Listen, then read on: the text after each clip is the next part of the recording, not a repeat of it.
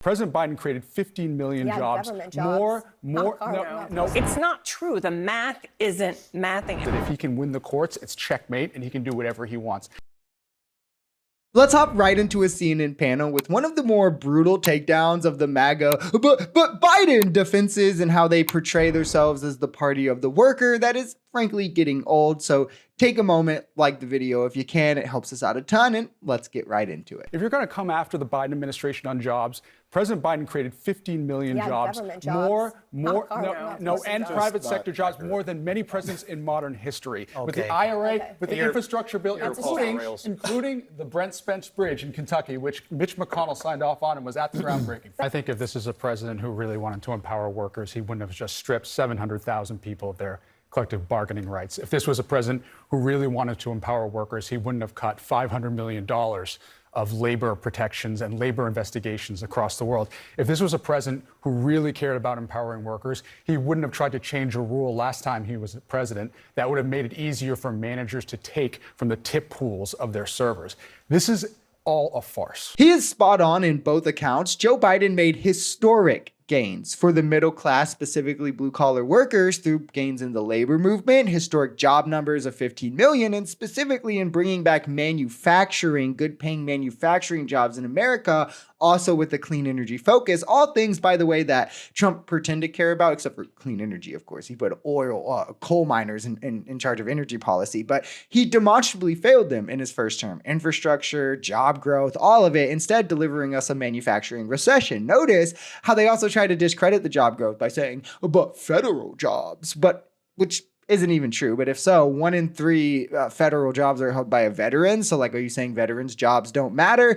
Most are middle-class employees, are workers. Are you saying the middle class doesn't matter? There's literally no reason to hate government employees other than, well, you want to replace their jobs with corporations so the wealthy can profit more and you can give them worse working standards. With Democrats, you get actual labor gains. With MAGA, you get appeals to labor and then instantly stabbed in the back, which is what we're seeing already. We can actually look at what happened in the first administration, and I went to PolitiFact to see kind of what did we learn from the first Trump administration about tariffs.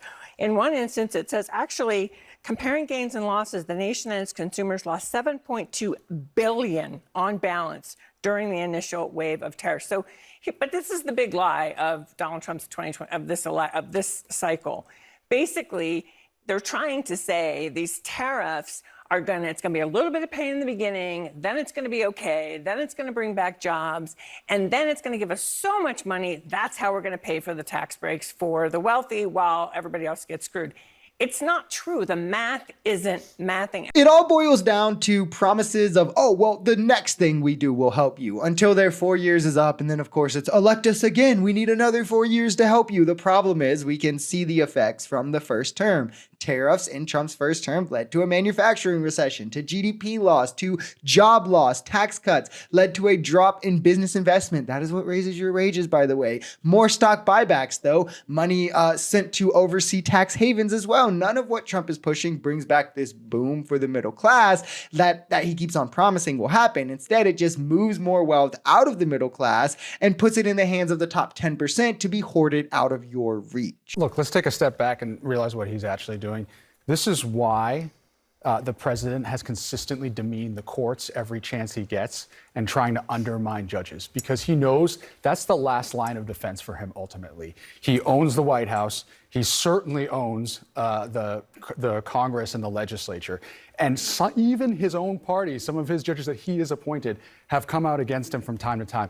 That's why he's doing this whole misinformation campaign with them, because he knows that if he can win the courts, it's checkmate and he can do whatever he wants. And to be clear on what exactly this is, it's the checkmate that begins complete fascism, which, thank the Lord, we beat all odds and took the Wisconsin Supreme Court. That's the first in the line of many battles we need to win. But the plan is this. You win as many courts as you can with loyalists. You put absolute loyalists, or those afraid of the money that you can spend against them, or, fond of the money you're spending for them. That way you completely control them. And then the ones you can't control, you create a mistrust in them. The activist judges, the corrupt courts. By the way, you can see this in every court case Trump has ever had, but that way you can do arena control. So you're ensuring you're getting a court favorable to you, or you're ensuring the best odds of that. And when you don't, you get a non-partial court. You can just say, well, it's an activist judge and it's corrupt, so we're going to defy the ruling. That way, you're always above the law. You're always able to control the narrative of what is right and wrong. And this is why Trump is brazenly talking about things that are unconstitutional now, like